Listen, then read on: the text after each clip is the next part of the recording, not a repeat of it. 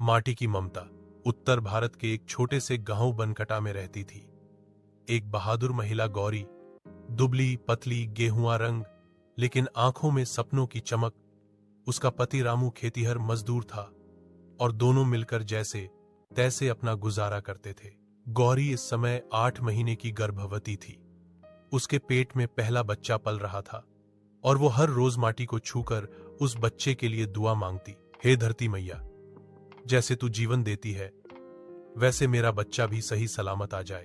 लेकिन गांव की हालत ठीक नहीं थी। उस साल बारिश बहुत कम हुई थी। खेत सूख रहे थे, कुएं खाली हो चुके थे और शहर जाने वाले रास्ते की पुलिया टूटी पड़ी थी। गांव के मर्द काम की तलाश में शहर निकल गए थे। रामू भी मजबूरी में फैक्ट्री चला गया और गौरी अकेली पड़ गई। गर्भावस्था के 8वें महीने में भी गौरी अकेले चूल्हा जलाती, जानवरों को चारा डालती और गांव की औरतों की छोटी मोटी मदद कर देती। कुछ औरतें कहती, गौरी तू आराम कर, पेट में बच्चा है। लेकिन गौरी मुस्कुराकर कहती, अगर मैं बैठ जाऊंगी तो भूख बैठेगी या पेट। एक रात की बात है। आसमान में काले बादल छाए थे, बिजली कड़क रही थी, लेकिन बारिश नहीं हो रही थी। अचानक गौरी के पेट में तेज दर्द उठा। वह दर्द से तड़प उठी। घर में कोई नहीं था, बाहर कीचड़ और अंधेरा था। उसे समझ में नहीं आ रहा था क्या करे। तभी उसके मन में एक आवाज आई, तू अकेली नहीं है, तू मां बनने जा रही है। माई की ममता तेरे साथ है।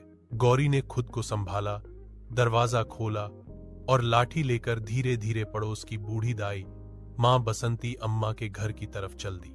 कीचड़, अंधेरा, दर्द, सब कुछ जैसे उसके कदमों के आगे हार मान रहे थे। बसंती अम्मा ने गौरी को देखा और फौरन मदद को दौड़ी। दोनों किसी तरह गौरी के घर पहुंचे। आधी रात को मोमबत्ती की रोशनी में, मिट्टी की खुशबू और ममता की छांव में एक बच्चे की किलकारी गूंज उठी। गौरी मां बन चुकी थी। सुबह होते ही गांव की औरतें इकट्ठा हुईं। रामू को खबर दी गई और 2 दिन बाद वह गांव लौट आया। उसने जब नन्ही सी बिटिया को गोद में उठाया तो उसकी आंखों से आंसू बह निकले। गौरी मुस्कुराकर बोली, देख रामू, ये माटी की ममता है। तू दूर था, लेकिन धरती, मैया और माओं की दुआओं ने मेरी बिटिया को इस दुनिया में लाया। रामू ने झुककर गौरी के पांव छुए। तू सिर्फ मेरी पत्नी नहीं, तू मेरी ताकत है, मेरी धरती है।